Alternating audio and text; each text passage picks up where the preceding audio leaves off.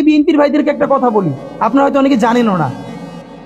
পৃথিবীতে দ্বিতীয় ইতিহাস আছে কিনা মান্না ভাই জানলে বলবেন, আমি ভাইয়ের কাছ থেকে শুনতে চাইবো। জিয়াউর রহমান তো একজন সামরিক শাসক ছিলেন।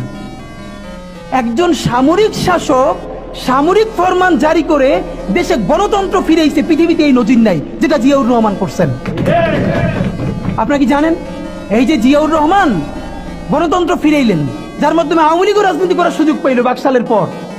সেটা কিসের মধ্য দিয়ে? তখন তো সংসদ নাই, সংবিধান তো সংশোধনও করা যাইতেছিল না। কিসের মধ্য দিয়ে? জিয়াউর রহমানের সামরিক ফরমানের মধ্য দিয়ে।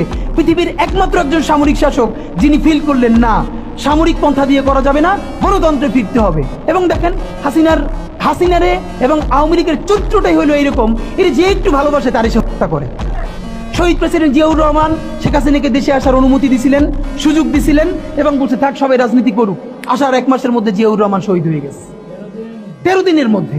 এবার দেখেন এই যে আমরা এখন যারা সবাই করতেছি, সুতরাং এটা একটা বিষ। এই বিষের সাথে আমরা কিভাবে লড়াই করব?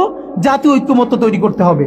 সুতরাং পলিটিক্যাল পার্টি এবং সবার প্রতি একটা কথা, প্লিজ আপনারা বিএনপিকে শতভাগ কর্নার করে দিন না। বিএনপি এই আধিপত্যবাদ বিরোধী লড়াইয়ের জন্য আমাদের একটা বড় শক্তি। এই শক্তিকে এত বেশি কর্নার করা যাবে না যাতে তারা গিয়ে আওয়ামী লীগের হাত ধরে ফেলে। তারা যদি আওয়ামী লীগের হাত ধরে ফেলে তাহলে লড়াইটা তো আমাদের জন্য আরো কঠিন হয়ে যাবে। বরং বিএনপির প্রতি আমাদের চ্যালেঞ্জ হলো, যেই বিএনপি বাকশালী সংবিধানের প্রতি প্রেম দেখাবে তারে শহীদ জিয়ার ছবিটা সামনে এনে বলতে হবে যে এই বাকশালী সংবিধান তো জিয়াউর রহমানই ছুঁড়ে মারছিল। বেগম জিয়া বলেছেন এই সংবিধানকে ছুঁড়ে ফেলা হবে। ওমা এখন বেগম জিয়ার চেয়েও নতুন বিএনপি আসছে, বেশি প্রেমের বিএনপি। যেই শহীদ প্রেসিডেন্ট জিয়াউর রহমান ইসলামোফোবিক জায়গা থেকে বাংলাদেশের মুসলমান, বাঙালি মুসলমান সব আইডিয়াকে ধারণ করে বাংলাদেশের জাতীয়তাবাদ তৈরি করলেন।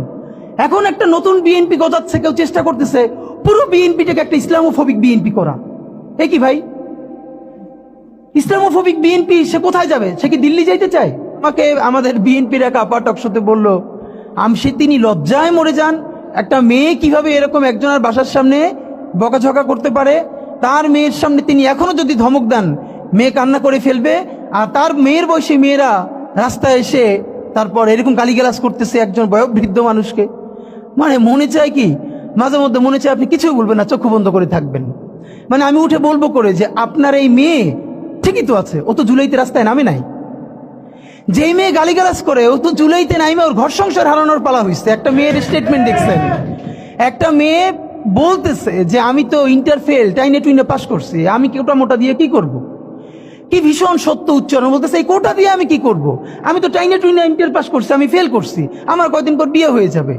কিন্তু আমার ভাইয়ের রক্ত দেখে আমি থামতে পারি না, আমি রাজপথে নামে আসছি। তা